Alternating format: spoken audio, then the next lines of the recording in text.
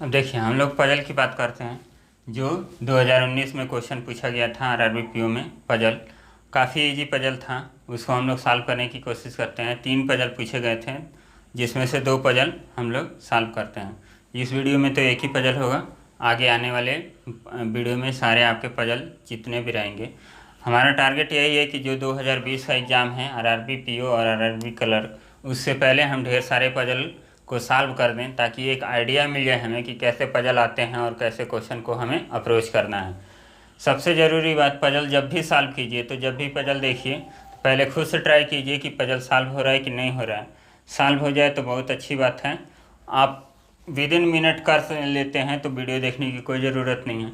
यदि नहीं करते हैं, कहीं फंसते हैं, तब देखिए कि क्या हम गलती कर रहे हैं और क्या हमें सुधार करने की आवश्यकता है। तो चलिए हम लोग देखते हैं इसमें कैसा पजल आया था। देखिए पजल है 9% PQRSTUVW X। हम लोग लिख लेते हैं PQRSTUVW X।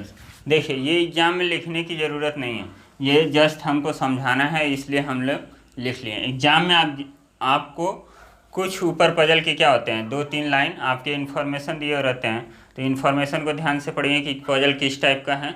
और उसके बाद उसके नीचे पजल के वो दिए जाते हैं कंडीशन, उसको हम लोग ध्यान से नोट कर लेते हैं और सेट करते जाते हैं। देखिए दिया है कि 9% PQRSTUVW are born on different month, January, March, April, May, July, August, September, October, November, but not necessarily in the same order. अब देखिए 9% हैं और ये अलग अलग मंथ में पैदा हुए हैं, जिनके मंथ दिए गए हैं, लेकिन वो ज़रूरी नहीं कि इसी कंडीशन में हो। तो ये इतना क्या हो गया, हमारा इन्फॉर्मेशन हो गया। और इन्फॉर्मेशन मिल गया हमें, तो पहले तो हम जान गए कि ये 2-3 जो लाइन होते हैं ये हमें शो करते हैं कि किस लेवल का, मतलब किस टाइप का पजल है। उसी अनुसार हम लोग क्या करते हैं, सॉल्व करते हैं। अब देखिए इसमें जो दिया है मंथ, तो हम लोग मंथ को सेट कर लेते हैं, क्योंकि मंथ हमेशा फिक्स रहता है। जनवरी के बाद ही मार्च आएगा, मार्च के बाद ही जुलाई आएगा, जुलाई के बाद ही नवंबर आएगा। तो जो फिक्स होने वाला होता है उसको हम लोग पजल में क्या करते हैं, सबसे पहले फिक्स कर लेते हैं। जैसे बॉक्स का पजल पूछे तो बॉक्स को हम बना लेंगे, उसमें जो ऑप्शन फिक्स होगा उसको हम लोग उस रूप में करेंगे। जैसे फ्लोर बेस पजल पूछा जाता है, ग्राउंड फ्लोर 1 है, टॉप फ्लोर 8 है, तो हम लोग क्या करते हैं 8 फ्लोर बना लेते हैं। तो जो फिक्स ऑप्शन है उसको हम लोग क्या करते हैं, फिक्स कर देते हैं और उसके अनुसार हम लोग कंडीशन को फॉलो कराते जाते हैं। तो यहाँ पे दिया गया है जनवरी। अब देखिए हम लोग पूरा नहीं लिखेंगे, जनवरी पूरा नहीं लिखेंगे क्योंकि इसमें टाइम ज़्यादा लगेगा। हम लोग शॉर्ट में लिखेंगे केवल जनवरी हो गया। जनवरी के बाद मार्च, अप्रैल, मई, मार्च, अप्रैल, मई, उसके बाद जुलाई, अगस्त, सितंबर, जुलाई, अगस्त, सितंबर, सितंबर के बाद क्या है, अक्टूबर और नवंबर, अक्टूबर और नवंबर, 1 2 3 4 5 6 7 8 9। देखिए 9 हो गया और इसको हम लोग ऐसे बना लेते हैं। ये एग्ज़ाम में काफ़ी फास्ट आपको बनाना होता है ताकि आपका समय बचे, और ये सिर्फ प्रैक्टिस से आएगा। जितना आप ज़्यादा प्रैक्टिस करेंगे उतना ज़्यादा आप फास्ट बनाएंगे। अब देखिए इतना हमारा इन्फॉर्मेशन हो गया। इसके बाद हम कंडीशन देखते हैं। 4% was born between P and T। अब देखिए कहाँ होंगे P और T हमें नहीं पता, तो हम लोग क्या करेंगे, P और 4 लिख के T हम एक सर्कल में इसको ड्रा कर लेते हैं। फिर कहा गया P was born before T, T के पहले P है, तो हम लोग ऐसे कर लेते हैं कि P के पहले T है। उसके बाद क्या क्या है, Q was burn in the month of 30 days after July. अब जुलाई कहाँ है, जुलाई यहाँ है, और जुलाई के बाद Q पैदा हुआ है, और वो भी किस में, जिसमें 30 दिन हुए। तो 30 दिन किस में होते हैं, सितंबर में और नवंबर में। देखिए जनवरी में 31 का महीना होता है, मार्च भी 31 का महीना होता है, अप्रैल किसका महीना होता है, मार्च के बाद पड़ता है, तो इसका मतलब 30 का होगा। मई भी 31 का होता है, जुलाई 31 का, अगस्त 31 का, सितंबर 30 का, अक्टूबर 31 का और नवंबर 30 का। तो देखिए हमारा जुलाई के बाद आएगा, या तो Q आपका यहाँ आ सकता है या Q आपका यहाँ आ सकता है, लेकिन हमें फिक्स नहीं है, तो क्या करेंगे, इसको हम लोग अलग से ड्रॉ कर सकते हैं। या आप 2 पॉसिबिलिटी बना रहे हैं तो दो पॉसिबिलिटी बना के आप एक बार यहाँ लिख दीजिए क्यू को और एक बार यहाँ लिख दीजिए।